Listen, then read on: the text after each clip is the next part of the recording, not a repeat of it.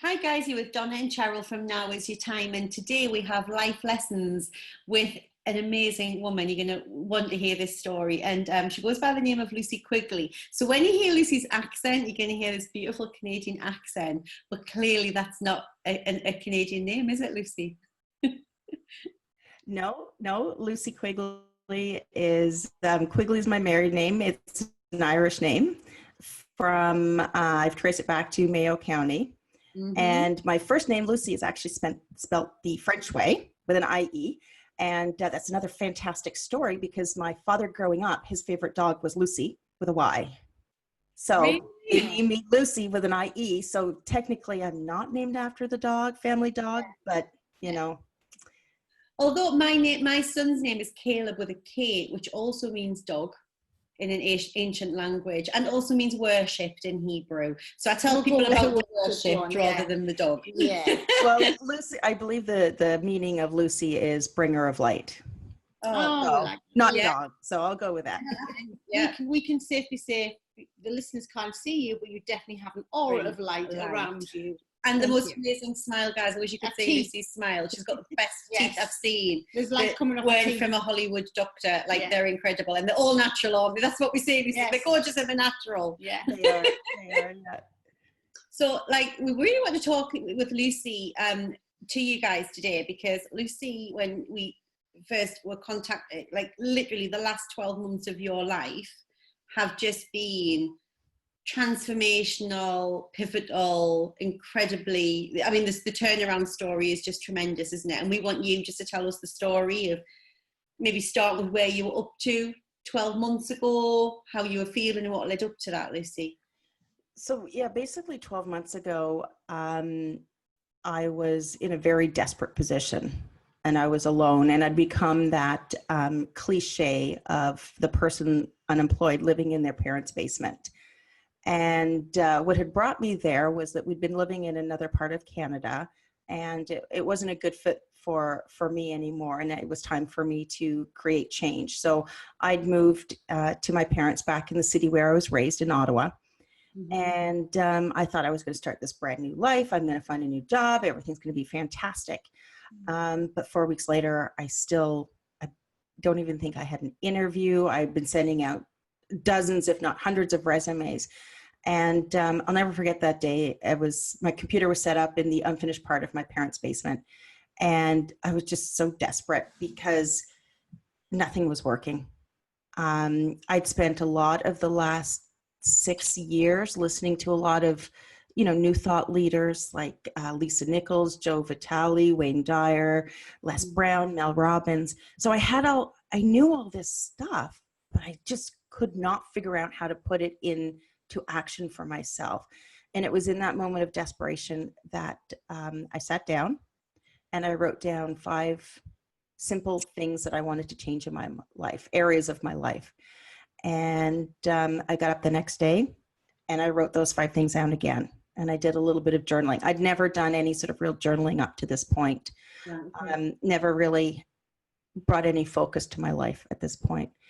And so I just continued. Every day I'd get up early and I'd spend that time reflecting on these 5 things. These 5 things actually later I named them my Fab 5 for my 5 fabulous things that I wanted to create in my life. And over time I tweaked them and I refined them and tied them into my why so that they really started to create that emotion in me.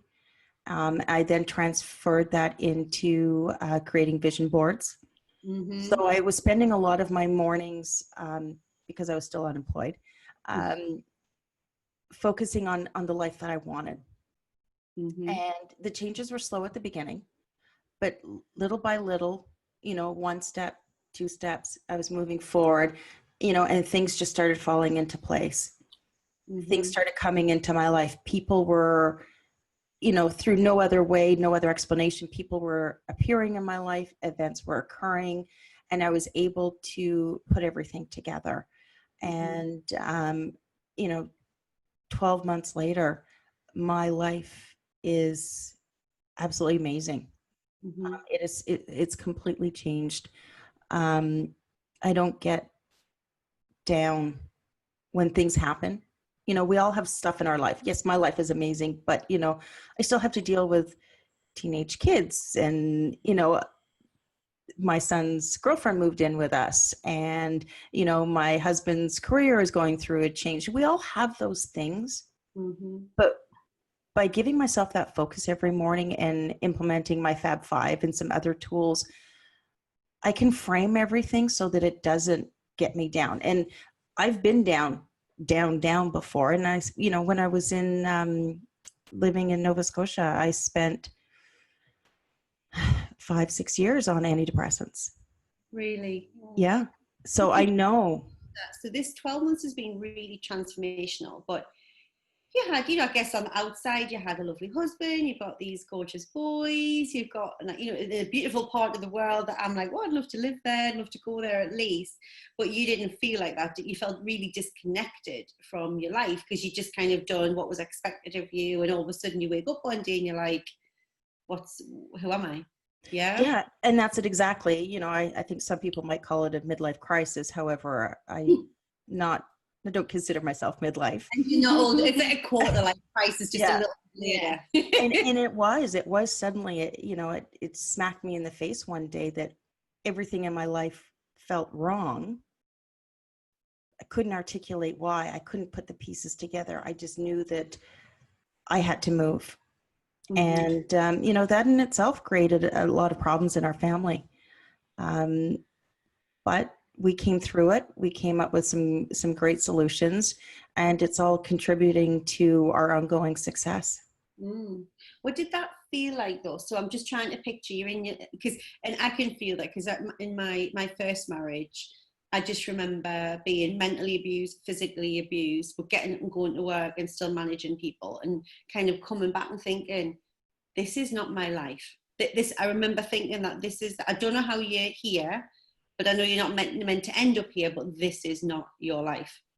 Yeah. And I mean, I have a great relationship with my husband. You know, essentially, yeah, we had our problems. And I knew a lot of the what I was feeling was within me. I wasn't feeling right. And, you know, the day I left Nova Scotia to start building a life for us here, I remember driving away and thinking, I think later on I wrote something about it saying, you know, driving away, I saw him standing on the porch, and I knew that staying there would kill me and leaving would kill him. And it's an absolutely heartbreaking situation to be in, knowing that I had to create this change for myself and the potential devastating effect that it was going to have on my family.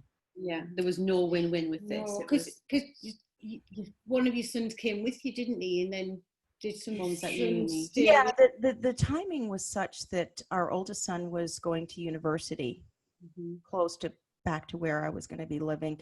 And my second son, he was going to go to high school where I was living.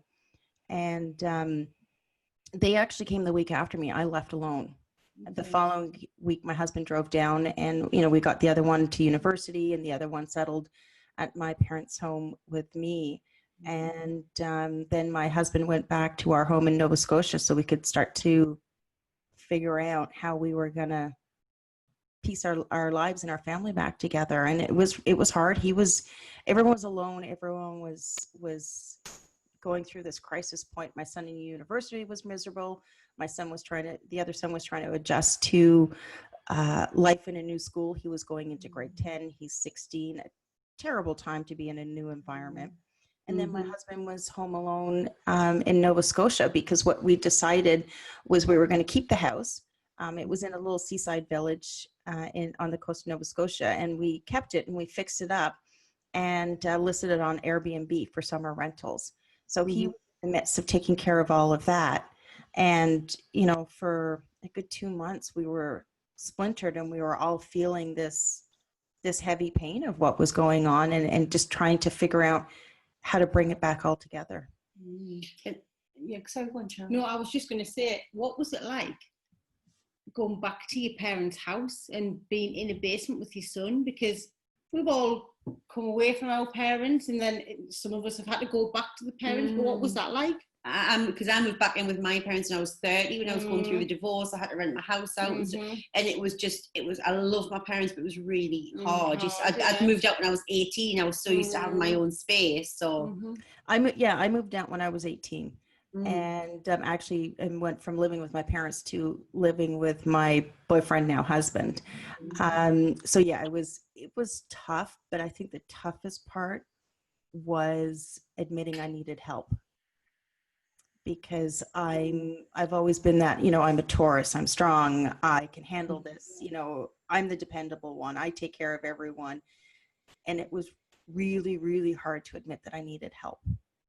I think that was the toughest thing for me. It was tough having tearing the family apart the way that it did. But the extra layer on that was that I needed help. And I had to ask my parents for that help. How did it feel? So when you're saying you're feeling like your family's fractured, you said, the kind of, they're all kind of trying to process this, I guess. Did you feel guilty? Were you just relieved that you'd put it out there? Like what was going through? What emotions were you going through? Oh no, I was definitely feeling guilt, because I felt it was my fault that I'd splintered, I had fractured my family because of something that I needed. Now, my other son, he was the youngest one, was looking for a change and was enthusiastic about moving to a more urban area, because we were very rural where we lived in Nova Scotia, where you had to drive for everything. So he couldn't even go to a friend's house without a drive. He couldn't skateboard or do any of those things. So he was looking forward to having more freedom himself. But yeah, there was a tremendous amount of guilt. And I carried that for a while, because essentially I had caused this. Well, I hope you don't feel like that now. We'll move on to that, because I think you've done what so many as women we do. We go into long-term relationships. We are caregivers, not so much caretakers, and we kind of do. We're natural pleasers a lot of the time, aren't we? We're always trying to keep happy our parents and make people proud, and then we have families, then we raise them. Do you think your son going to uni was like a trigger for was that a big, a life point for you? Was that maybe part of what triggered it, or was it something else?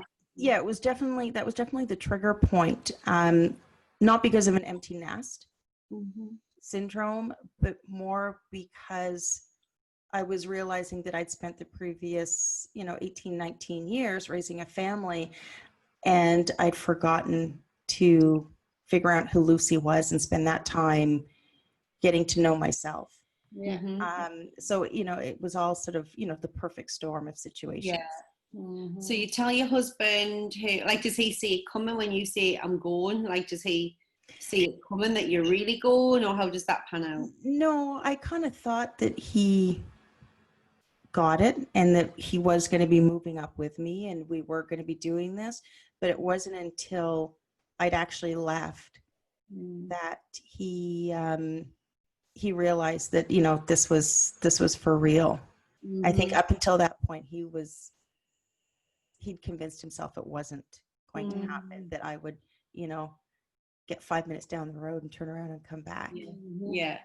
But you just knew, no, that I'm not going back. I am in the car and I'm going, and that's me. I'm done with that. I'm done with Nova Scotia. It wasn't your husband. It was that life that you had there, wasn't it? It was. I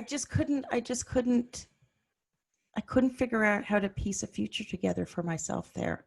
My husband, he worked remotely for a New York City agency, so it didn't make a difference where he lived, and it was a beautiful environment, but it was rural, and I struggled for the 10 years I lived there. I struggled there to, build a career and to figure out what it was that I wanted. And it just built up to this feeling of, I got to get out of here. So you're in your basement and you've developed your journal. So talk to us more about your things, your 5 fab things that you. So they focus on, as I said, they started off as very simple statements. And I developed them into sort of more meaningful ones that now contain, more of a why, so I can bring purpose to it. So for example, I have one that is, I have a strong and healthy body, and I am living a long, fulfilling life. So, and when I'm writing that out, instead of, beating myself up because of the cookie I ate yesterday, I'm remembering, yeah, well, you had your smoothie for breakfast and you went to the gym and, okay, so maybe you didn't do all the weights, but you did this. And, I find by writing them, I'm on a daily basis reminding myself what I am doing. Yeah. And, it does, we've all seen, and heard about The Secret and the law of attraction. And absolutely, that is the number one reason why I've been able to create the changes, because I started changing the way I thought. I started changing the way that I spoke to myself. And I just put those daily actions into place. So now my morning routine is I set my alarm for 5 a.m. I get up, I make myself an herbal tea or whatnot, and I do my journaling. I do write out my Fab Five. I then have another paragraph that's sort of my own mantra. And then I write for a little bit more, just journaling whatever thoughts are in my mind. And then, sometimes I meditate, I go to the gym, do whatever, and get up and go on with my day. And I start every day like that. And it's been key. It really has been key. I'm also big on vision boards, and I have a couple of vision boards. And, I integrate those into my life. I have my main vision board is right outside of my bathroom, between my bathroom and my closet. And so when I'm brushing my teeth, I'm looking at my vision board. So you're brushing your teeth twice a day. So you're, looking at your vision board. It's simple things that anybody can implement. Yeah. So, and when you were back in Nova Scotia, did you have any of this self-care ritual, morning ritual? Did you have that then, or if you literally just started implementing all of that? Okay. No, I had nothing. And although I mentioned, I'd been listening to all of these. I'd seen The Secret. I've, started listening to different YouTube videos and reading books and really diving into what this all meant. I just could, until the moment that I sat down and wrote down my Fab Five, I could not figure out how to implement it into my life and to make it easy. Why do you think you went through such a big bump in your journey then, Lucie? What do you think the reason is? The bump had to happen for me to figure out who I am and to develop these core skills and learn about myself, so that now I can bring it out and share it with other people. When you look back, all of these challenges and obstacles that happen in our life are all building towards something, and we can either let them bring us down, or we can put them together and bring something out of it. And that's what I was able to do. We love that line in Gabby Bernstein, don't we? Have you read The Universe Has Your Back? No, I haven't read that one. Lucie, you'd love it, but it's basically the obstacles are, it's like challenges Universal are obstacles. assignments. Yeah, challenges are obstacles in the right direction. So it's the fact there is a challenge, rather than saying, why has it happened to me? It's about, what is this trying to teach me? What is it trying to show me? It's obstacles to put you into the right direction rather than to take you off the direction. And when we heard about that, we were like, that makes such sense. And we've naturally, instinctively done that a lot of our lives, because we've been seekers and read The Secret and all that kind of stuff. We've been doing this for like a long time, for about 15 years now, trying to find the reason and the purpose. And we love that, because we do genuinely believe that these things are happening for a reason, and it might not be apparent at the time. And at the time when it's the person having the bump in the road, they don't want to hear, oh, it'll happen, it's all for a reason. Sometimes that's the last thing you want to hear. The universe has sent you an assignment. Yeah, the universe has sent you an assignment. Just be open to what it's trying to teach you. Yeah. So, and that's it, is it, instead of fighting these things as they come up, sort of accepting and learning from them.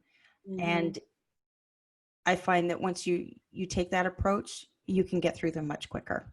Yeah. They don't drag you down. You look at them, you learn from them, and you keep going. Mm-hmm.